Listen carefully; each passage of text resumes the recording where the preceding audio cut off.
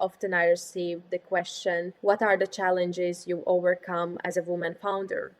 And this sometimes irritates me because I have the same challenges as men founders.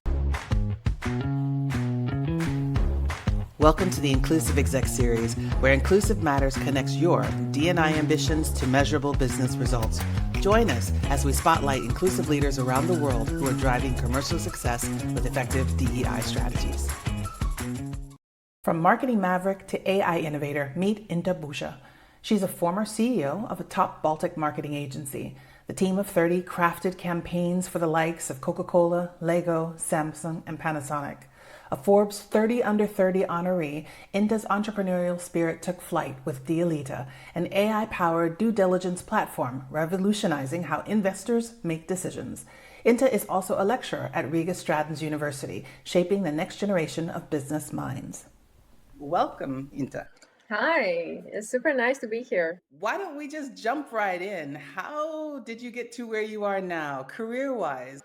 I've always been very ambitious, so from very early age, I've always seen that I can do something bigger, larger, the next big thing. I had only one option where I wanted to study. It was political science studies in Riga. So I graduated as political scientist. And somewhere in the middle, I was looking for new business opportunities or somewhere I can also spend my free time. And that's how I started from very junior position and got to CEO position in a company called BSMS, where we did a lot of marketing strategies for very large international well-known companies. So that's been my journey to the CEO position, but I want to build something of my own. And that's why I founded Dealita previous year.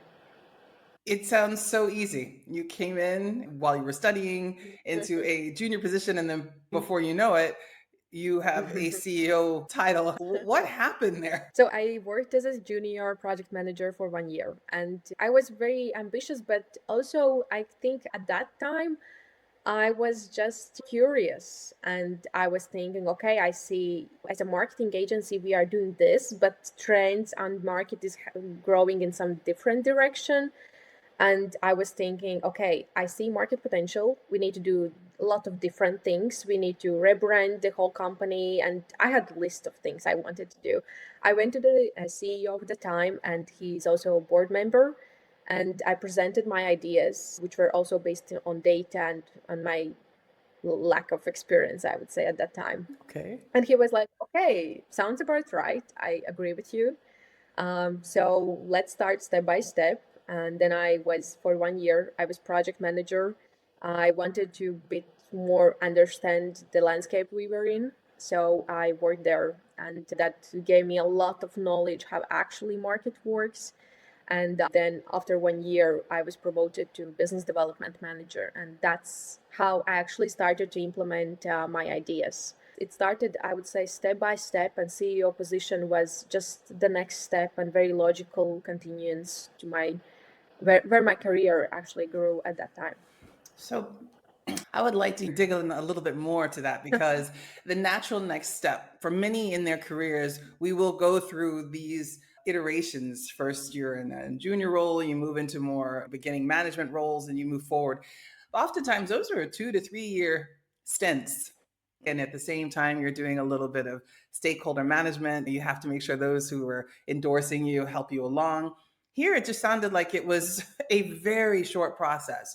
It was, yeah. How did that happen? I think it's wrong to follow some kind of this is how everyone is doing. You need to work at least 2 3 years in this specific profession, and then you're gonna be like good enough for the next step in your career. I just wanted to grow as fast as possible. And that's why after 1 year, I felt like, okay, I know it all. Of course, I didn't, but I had this idea that I figured out how things work. So, what's next?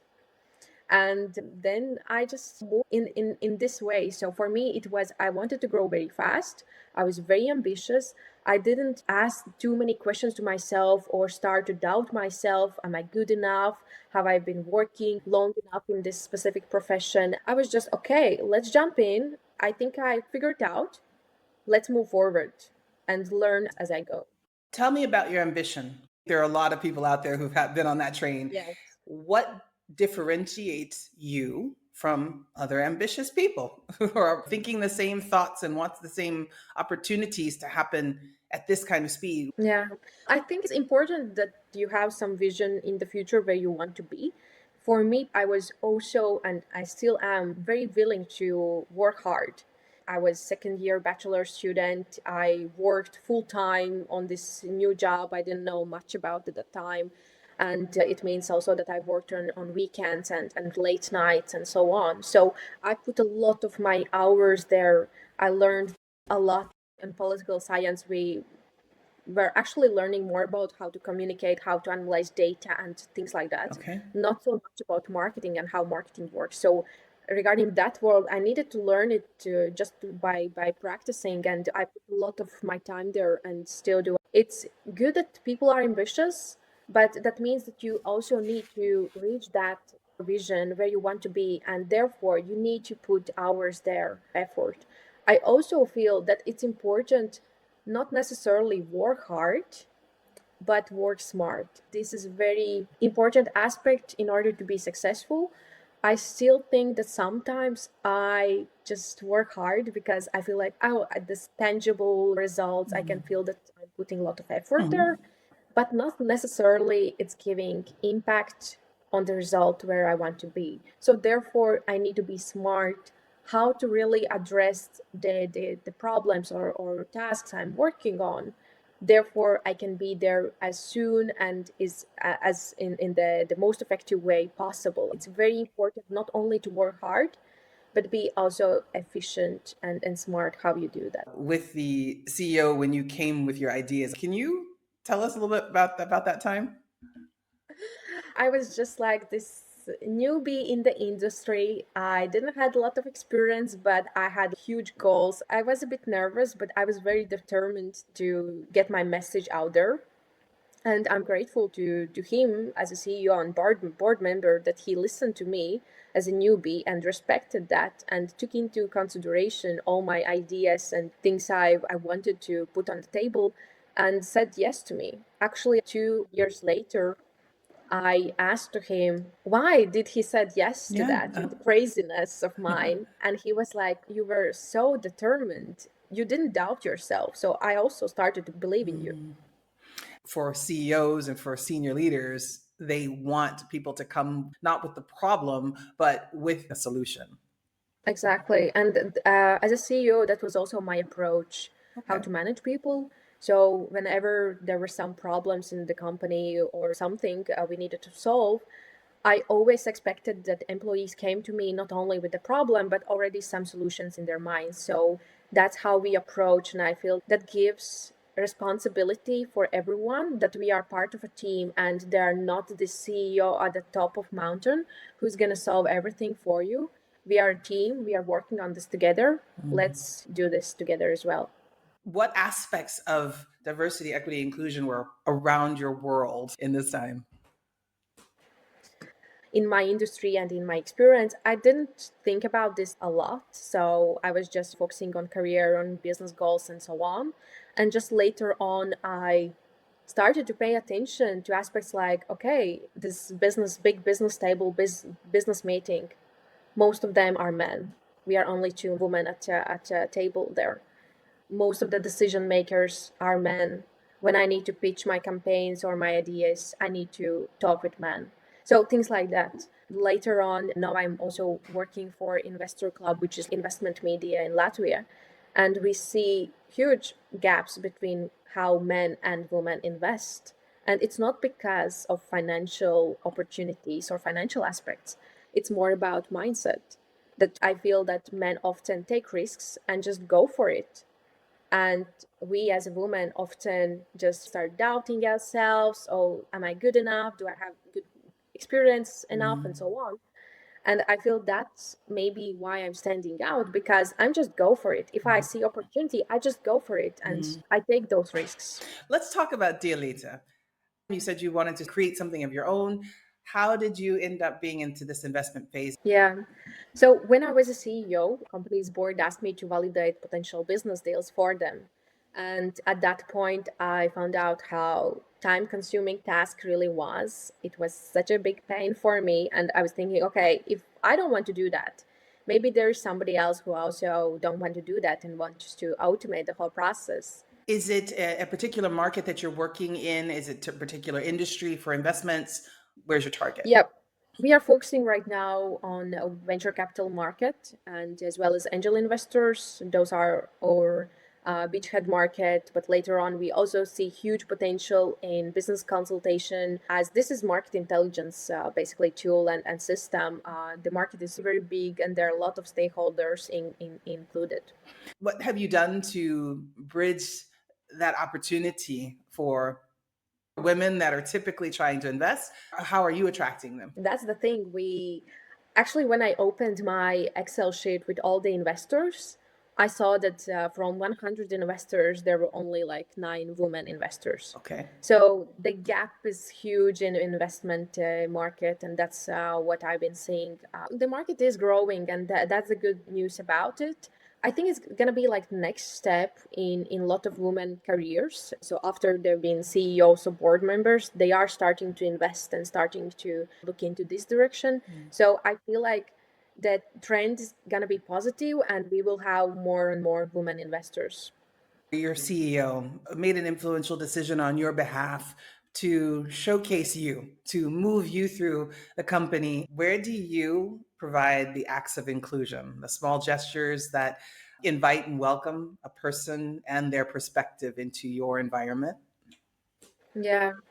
I feel like it's very important to give back as well and to help new entrepreneurs. That's actually why I joined Riga Strategy University as a lecturer. And I just wanted to share my knowledge experience with younger people who are just starting their marketing careers. As a CEO, as a manager and leader, I've been in a lot of conferences, mentoring new entrepreneurs and professionals. And I feel like it's not only one-way street. For me, it's also an amazing opportunity. I can learn from those other people as well. They are sharing a lot of their struggles and the things they need to overcome. And I not only can help them with some advice, but I feel like that's how I can learn what's happening with other people as well. And it's very important to understand that. Speaking of the younger generations, what's your take on how well the generations are working together? Oh, this is definitely a huge topic. There are a lot of struggles, especially older generations, to work with Gen Zs. I've consulted actually a lot of companies about this topic because it's a bit pain for some companies as well to really find the common ground working with Gen Zs.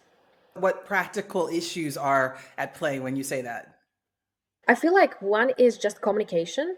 The way we communicate is very different. So for the older generations, for them it's important to just maybe set a meeting, call by phone, just asking those questions. But younger generations prefer chatting or chatting by photos or sending videos or something, answering in this way. Therefore, this very practical aspect, how we communicate, because it differs, it could be challenging for some people. So Gen Xers will write an email or you say pick up the phone. Yet Gen Zs are less about the phone speaking, but more about the phone in terms of I'll text with images, emojis, GIFs. Is that what you mean? Exactly. And for example, if you would ask older generation, like older person, where you at, where you are right now, most probably he or she is gonna call and say, "Okay, I'm here, I'm going there," and so on. But Gen Z is gonna just take a photo and send it to you. We actually had very different generations in my team when I was a CEO. Okay. And I feel like one aspect is really understand each generation, each person as an individual as well, and figure out how the person wants to communicate, how he or she likes to organize her work, or things like that. We want to manage and work throughout the day. So it not fits everyone, but it's something we can respect each other as a team, the team members. So that's for sure one thing, just to understand how we want to do things and respecting that. The other thing is also being open about this. Just having those conversations, one-on-ones, also sharing it with colleagues is very important. So everyone has the same knowledge and information, and we can also take that into consideration as well. We of course had some team buildings. We included some professionals just to improving your skills and and knowledge about how to really navigate through this aspect. Do you outsource consultants or experts on communication skills between the generations? Yeah, we did something like that. We had this business development day. It was out of office day, and we had a lot of professionals, experts who helped us navigate through a lot of different challenges, or just we gained more knowledge about specific topics or trends, what's happening in the market. That was also related to how to communicate best with each other as well as with clients, because also there were some generational gaps between ourselves as a project manager with the client as well. So we want to be professionals, we want to be respectful, and we want to also have this information from the client so we can create and manage the project. If we don't find the best way how to communicate, then there are potential risks that the project is not going to be in the best way delivered. So I think this was very important for our business. And of course, business not only working with clients and finding the ways how to communicate with different generations, but as well as a team. I would like to hear from you a situation where you tapped into the fact that, aha, the elements of diversity, equity, inclusion have helped me. I actually received this question a lot. I don't know, maybe you as an expert, I would love to hear your take on this. So as a founder, I need to apply to different projects and grants, and often I receive the question, which is basically, what are the challenges you overcome as a woman founder? And this sometimes irritates me because I have the same challenges as men founders. I want to be perceived as a founder, not because I'm a woman founder. I feel like I have the same opportunities raising a fund and round as any other founder out there. Doesn't matter where you're coming from. I would say I have the same opportunities as other people in the business. The thing is, I don't focus that I, as a woman, I will have those challenges. I'm focusing I will have those challenges because I don't have enough information or knowledge about this, but I will learn. So, who are the professionals? Who is I can learn from this? So, I'm reaching out to the person, very often men who are leading this big company or big fund or something. And I'm not afraid to ask for advice or some take on this. So I risk a lot and go out of my comfort zone. I cannot put finger on specific moment, but I feel like I've been doing that the whole life. It's as if the barriers that many will recognize or see in their own experiences, they're not very high for you in how you perceive the situation. I'll give you an example: statistics around the private equity space.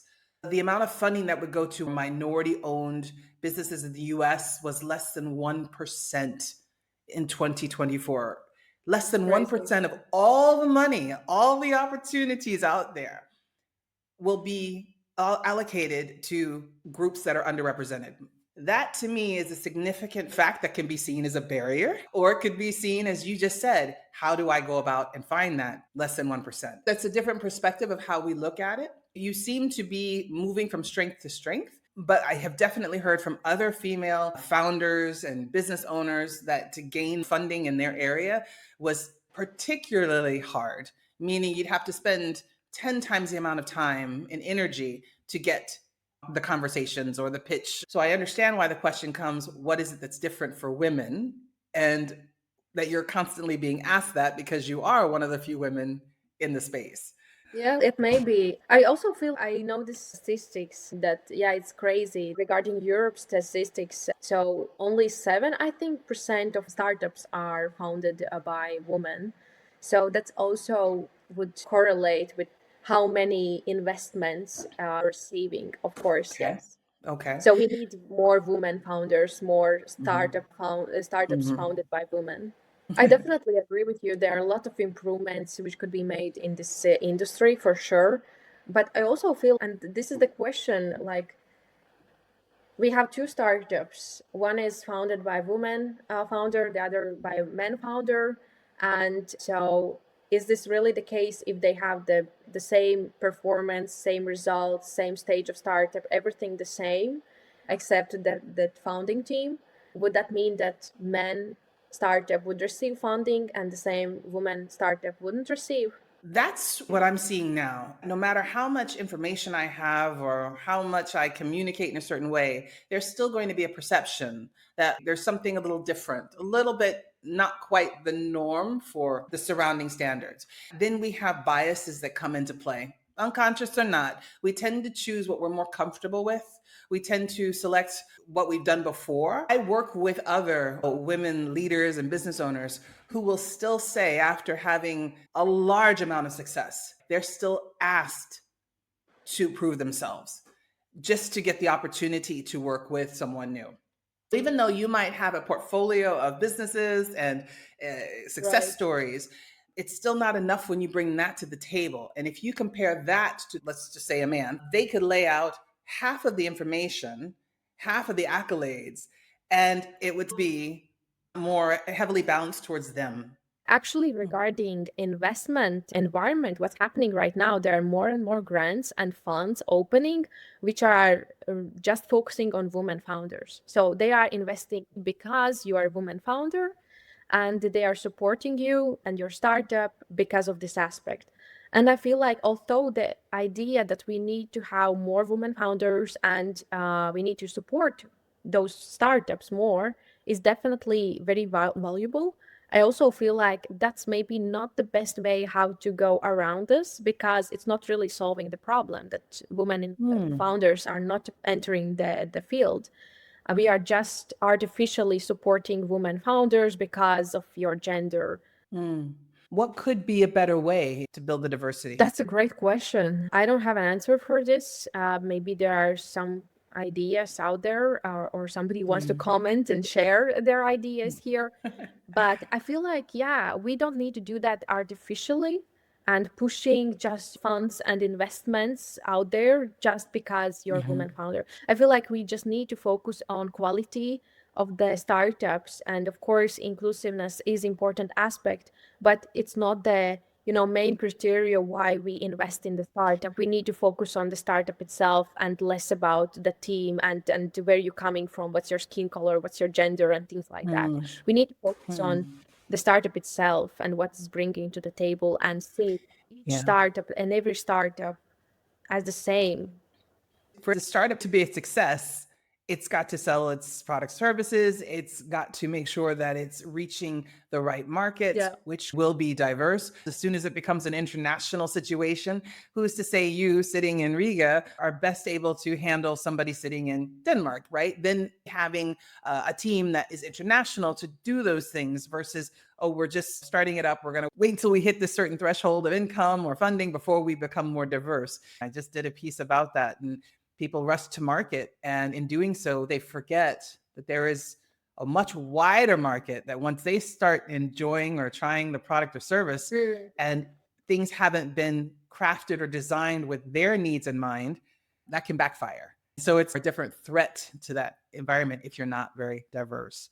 I've been surrounded by other Latvian speaking people, business people, or we also have, and this is amazing. So I was in Austria for 2 months, and all of the events regarding startups happened in German.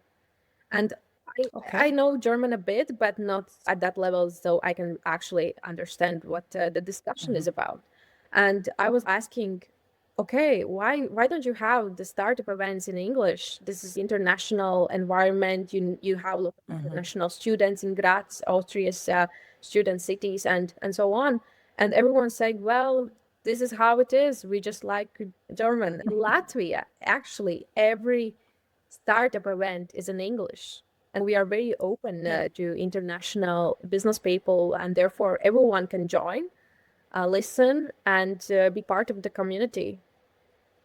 What I'm hearing is that, in particular in the Baltics, there are a lot of opportunities for companies to come Yes. and start up in this space. Everything from starting a company to residency permits. There has been a shift in and a more inclusive way of inviting people in. That's one of the reasons why we need to be open, because we are such a small community by ourselves. Like, we are such a small country. And if we want to be better, be part of this whole Europe startup ecosystem, we want to be international and therefore organize events in English, be open to other international business people. Therefore, we have startup visas and incentives like that. Bigger countries sometimes could be lacking in this because they feel like we already have all the resources we need here. So if you don't speak in our language, then you're not part of our ecosystem. Interesting, because it's not just big countries that have that situation. There'll be big companies that also go through that. If that's the case, and I feel like, yeah, we have a long way to go.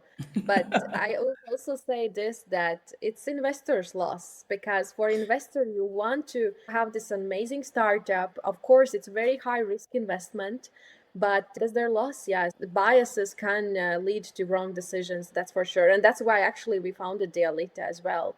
We want investors and decision makers to focus on deal itself, because we will have this data-driven decision-making process.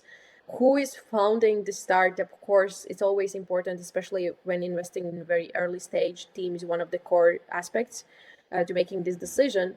But we are focusing more on the market trends, startup itself, the deal itself, and less about this other aspects, which are very biased, very subjective. So we want to have more objective, streamlined way how we are making investment decisions, as well as more transparent. Can you see any results yet? If somebody will invest in us, then I can answer to this. Perfect. That's perfect. So, And yeah, what is amazing. what would be the goal for Dealita moving forward? Right now, we are focusing on first things first. We need to raise the pre-seed round and close that. But in general, what we are aiming for, and that we are more transparent, that we are more inclusive, that we make data-driven decisions, not making those investment decisions based on your gut. How can we learn more about you, Inta? I want to be transparent in a way. I'm building the company as well. So that's why I created startup diaries and all the things I've been working on my Instagram. You can follow me on LinkedIn as well. Inta, thank you so much for your time today. It's been just a blast talking with you. And thanks to everyone listening and watching. If you enjoyed today's session, then like and subscribe to our playlist on this platform. And you can visit Inclusive Matters at incmat.com. That's INCMAT.com, where your favorite episodes and other valuable D&I tools are just a click away.